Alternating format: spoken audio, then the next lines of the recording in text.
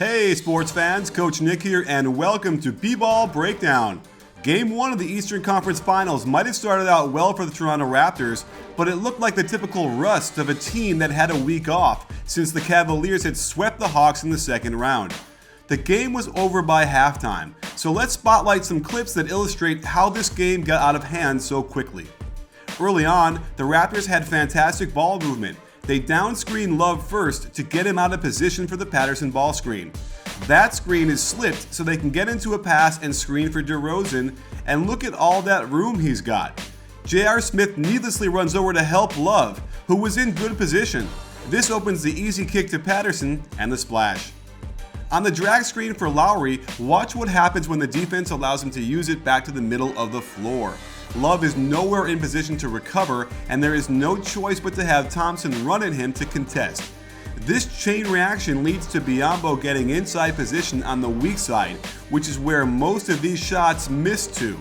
Very well designed offense by Casey. Down 7-0, the Cavs have had enough and attacked Amari Carroll in the post with LeBron James.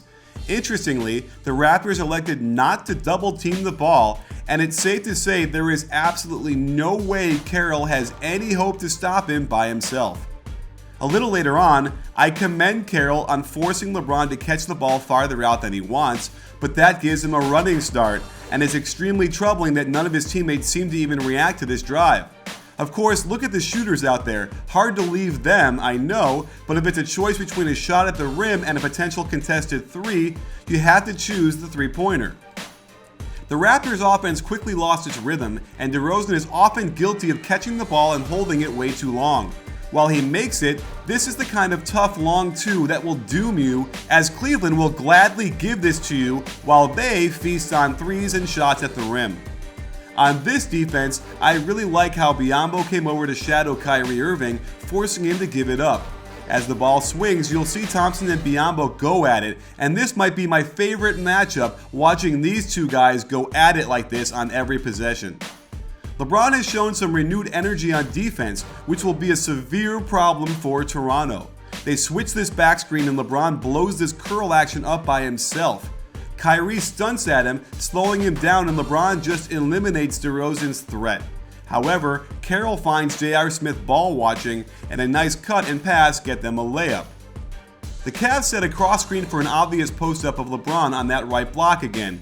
This time, Carroll fronts the post, so the Cavs do the next progression in their offense. Get the ball out top and hit LeBron on the duck-in for the dunk. You've got to pressure the passer if you have any hope of stopping this.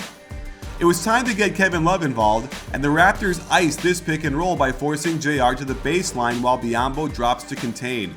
Biyombo did a good job to recover on the pop, but a nice shot fake by Love displays the new fundamentals.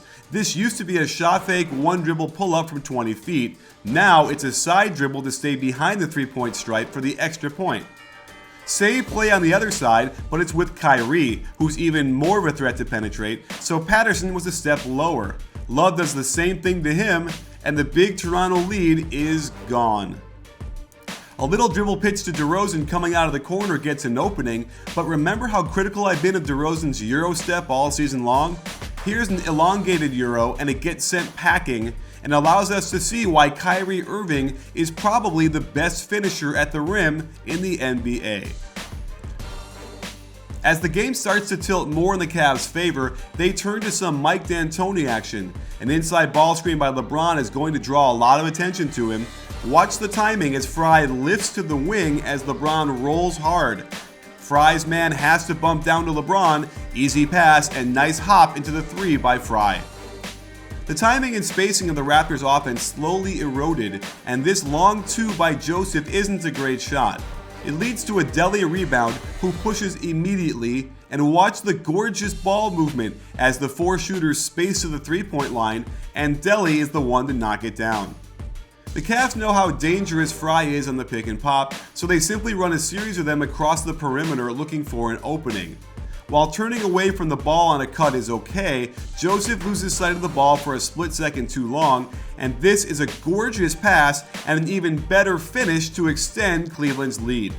This is the kind of action we see Carlisle's team in Dallas run. The point guard enters to the wing, then gets below the big to set a back screen, then pops out to receive a ball screen from LeBron.